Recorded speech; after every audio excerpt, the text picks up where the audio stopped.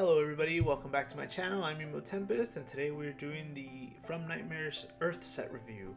If you haven't been following along, well, we do all of these at the beginning of the set. And happy release day for you if today's if you're catching it on the release day, obviously. But yeah, hope all your pulls have been excellent. Hope you get the cards you need, and if not, at least some good cards to sell to get the cards you need. But yeah, let's get started with this Earth set review. Undead Princess. Put Undead Princess into the break zone. Choose a forward. It gains 4,000 power until the end of the turn. You can remove Undead Princess in your break zone from the game. Choose a forward. It gains 2,000 power until the end of your turn. You can only use this ability during your main phase and if Undead Princess is in the break zone. I like this card a lot until it said only during your main phase. That's the biggest problem. We've had Undead Princesses in the past, and they were all decent, but they never saw any play. And where this one was coming in strong, they kind of had to give it a crutch right at the end. As far as sealed limited goes, this card is pretty decent. Should hold its own. Cheap and problematic for your opponent one way or another. So, yeah. Next is Vanille. When your opponent enters the field, when your opponent enters the field, when Vanille enters the field, choose one card your opponent's break zone, remove it from the game. You can tap, choose a summon. If your opponent doesn't pay 2, cancel its effect. I love this card for so many reasons. One, a little pressure on their break zone, and then you can just tap to force your opponent to pay more. I love this, and you don't have to get rid of Vanille. So you can tap, force them to pay, and then if you have something like a Mist Dragon or a Leo or something else to cancel that summon, you can go ahead and enforce it. I love being able to do those extra costly plays for your opponent, and this really sets it up. I think as a backup, this is going to be in a lot of Earth decks in general now, simply because you can pair it with Leo now and then just sit on this. So very good. Vincent, backup. When Vincent enters the field, choose a forward, deal it 5,000, and then damage 3. You can put Vincent in the break zone, choose a forward, and deal it 7,000. So I believe this is the second Vincent in this set that we get for some reason, and it's kind of reminiscent of that Cloud backup where he comes in and deals 5, the fire one, but then it has the second effect at damage 3. So between this and the ice one, you should be able to pull off the ice Vincent's effect several times in a game if you're lucky, and you're in those colors, which would be very good for sealed. So just something to think about. Outside of that, I don't think this one will make too much of an impact in our standard meta. Aiko, dual 3 active job summoners. Cast a summon of 7 or less from your hand without paying its cost, and she's 5,000 power. I think this card is fantastic. Now, how do we best get this card rolling? I'm working on that. Make sure to stay tuned for that deck profile when it hits when it goes up on my channel. But for right now, she's in sealed. She's pretty garbo. Honestly, I wouldn't really run it. I don't think there's 3 some. Actually, no. There's Garnet, Rydia, and this. So you are able to do this in sealed. So, but you gotta have them all, right? And that's the problem. And just to last thought on this, your summons are usually free anyway, and your dark is too expensive, and your light is pretty, it's good and it's cheap, but it's like, is it really worth dulling everyone to remove something? I don't know. That's all. Final thoughts. Graph. When Graph enters the field, choose a forward. If the cost to cast Graph was paid only with Earth CP, break it. I feel like he does this a lot. At least it doesn't have to be dull this time. So, yeah, decent and sealed, and auto power creeps the rest of Graphs I believe we've had in the past. Or if that's the first Graph, then there's tons of people with the same effect. Kefka, the legendary. If your opponent controls 3 or more forwards, the cost required to cast Kefka is reduced by 5, so making him free. And when he's put from the field into the break zone, you can choose a summon of 4 or less in your break zone and you may cast it without paying the cost. If you do so, remove the summon. This isn't so his second effect is the important one. The first one's a luxury if you're able to pull it off. Kind of counters aggro in a way, so it's very helpful there. And then you're also able to do that. So unlike other effects that do say similar things, this one you have to cast immediately. So once he dies, choose a summon and play it. then your opponent can respond again.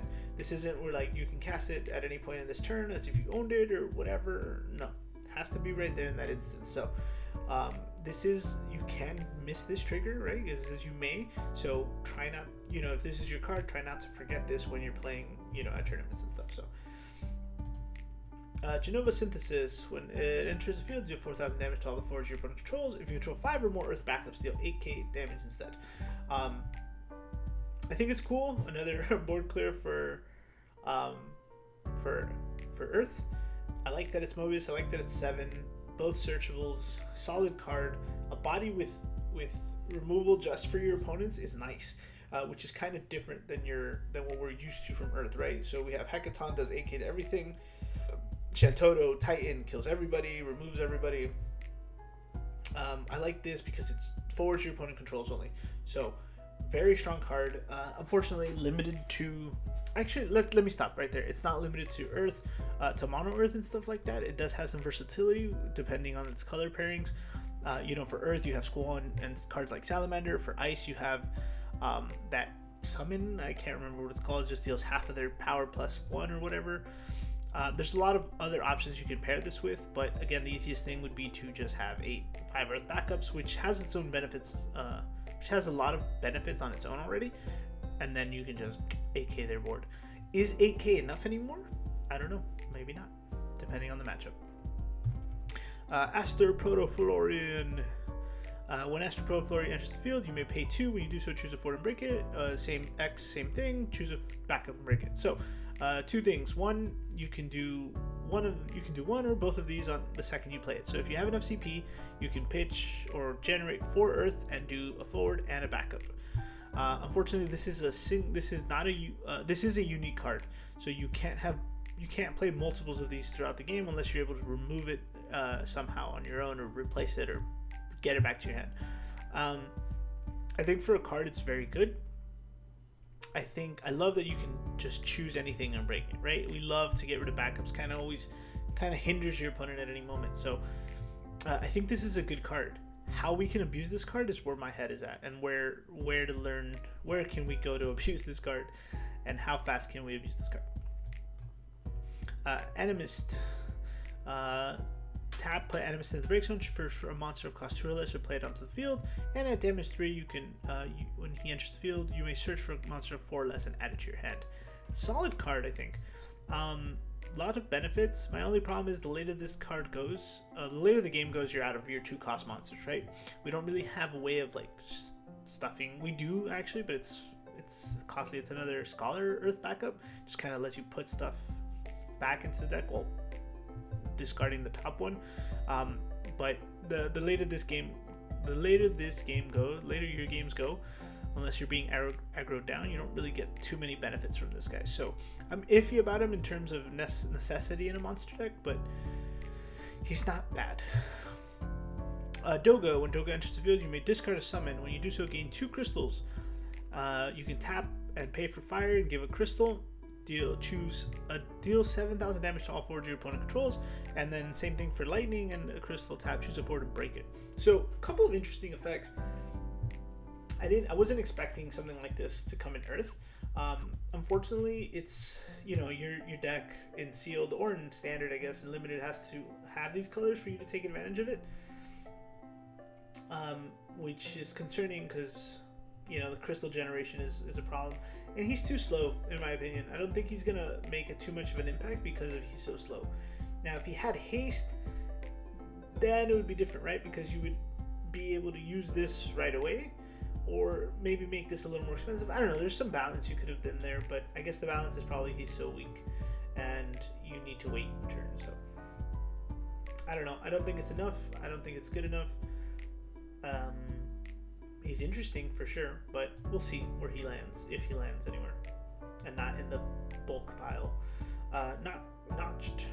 If a forward has entered the field due to warp this turn, the cost required to play him is reduced by 5. EX Burst. When he enters the field, choose a forward you control and a forward your opponent controls. Each forward deals damage to each other. It's equal to its power. So they fight whenever he comes in, or EX Burst straight. It's not bad. I love that he gets reduced by a lot. This also might grow. This also might grow with future sets. We'll come back to this card and find him and be like, oh, this is not half bad. If you're warping in with something and then like he just makes things fight. I don't know. It's good. It's a good card. Is it gonna see play this set? I'm leaning closer to yes. How many or how much? I'm not sure, but I think he will. Last thought on Knots, if nothing else, it's more EX Burst. Just remember that. Barret, when you cast a multi-element card, deal 4,000 damage to all the forwards your opponent controls. When Barret is put from the field into the break zone, choose a forward other than card named Barret in your break zone and add to your hand. Some pretty solid effects here. I don't know why he's a warrior in this one. Such a weird, like, I think all the previous ones have been Avalanche operative, which is strange, but very good card, I think. I don't know if he's gonna see too much play right away. He might sound really good on paper. We were thinking like with Toolbox Riku from the last set, because all your Earth produces any elements, and then you can have him out somehow too, and then you play those multi-elements to get cards back with Riku, deal 4k to your opponent, so on and so forth. So it's just a lot of puzzle pieces for a puzzle that we don't know we need. So Fenrir, if a Earth forward enters, this is free. You can choose a multi-element forward and break it, or choose a light forward or light or dark forward and break it. It's probably, in my opinion, the least useful one, the most least conditional one. There's better summons in general. I hate that, you know, this is what we get to cast for free, because it's probably the most limiting one. And I thought the lightning one was bad. This one's up there. We don't need specifics, because it's just sometimes this card is going to be dead, right? And we don't want that. We want the likelihood of that to be less. I guess, if I'm being honest, if the meta stabilizes and it's consistent for right away fast enough, and there's a lot of light and dark or multi-element cards in certain decks, then yes, this will come in. But we didn't play the previous Fenrir that killed light or darks as much as we thought it was good and cheap and fair. So this one concerns me for those same reasons. So the Death Lord, backup for 2 Earth and a colors. You can put them in the break zone, choose 2 characters in your break zone, and add them to your hand, and then Death Lord deals you a point of damage. That last part of the effect is what drives me crazy. So it's a pretty solid card. I think you don't play more than one of this in your deck. If you just wanted like a generic 2-cost backup that kind of does something for you as you go on. Again, EX bursts are a thing. Tyro is very common. You get 2 cards back and hit a Tyro. Your opponent is salty A, and B, you're cruising because you have all the cards you need in your hand. So it's a decent card. I just maybe make it more expensive or something. I don't know, but yeah. Behemoth is a cool card. When Behemoth enters the field, you may pay 1 Earth CP, and if you do so, choose a forward. It cannot attack or block this turn. Until the end of the turn, Behemoth becomes a forward of 7,000 power. You can only use ability once per turn. So that first effect is interesting, because it makes him 2 CP when he comes in,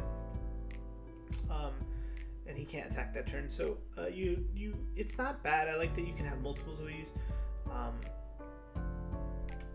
He's 1-drop, so we have ways of searching, playing, and recurring. It's pretty decent. I don't know if it's enough, but he's cool. He's a cool card. Monk. When he enters the field, all the forwards you control gain 2,000 power until the end of the turn. And if he was cast with 3 different colors, Monk and you choose another forward, and Monk and the chosen forward deal damage to their respective power to each other, and they fight. So pretty much, he'll come in, you pump him, so he's at 10, and you pick something that's not 10, and they fight, and you win. So not bad.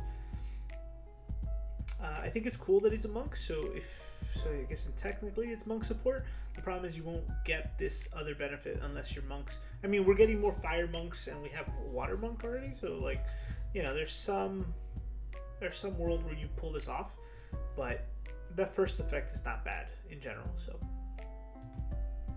Rydia, Backup. When Rydia enters the field, you may search for up to one job summoner and one summon, not job summon, that don't share elements and add them to your hand. So, I wasn't keen on this at first, but considering what you're able to do with it is really good. Obviously, you have to play it in a dual color deck to get the most value, right? Because you have to have, another summoner that shares it and a summon of off color, right? So the summoner could be your color fixer, right? You can get either Seymour, Yuna, Yunalesca, water, fire, water, lightning, or you even have Braska in there. I'm talking about backups mostly, but and then a summon, so in any of those other colors as well. So as long as you have an earth backup and the summoner of a different color, you should be fine, right? Like, it's cool. I like it. I'm interested in getting some of these now because I'm more keen on it. So it's a good card. This will definitely see play. Oh, and that's it for the Earth review, guys. We're moving on. Again, if you want to see if you haven't checked out the multi-element video, make sure to hop on over there and give that a listen. For me, the standout cards in Earth are Vanille, 100%. Kefka and Eiko are like situational, I think, but they're very strong. Aster Protoflorian is good, and then Rydia, and I think it's just Rydia. Not too much, honestly. It's pretty. It's not, the worst of the worst, but it's neutral cards that need better situations, right? And those are sometimes things we can't afford in games. So. What are your thoughts? Which is your favorite Earth card? Make sure to leave it in the comments below. And again, don't forget to check out the other set reviews.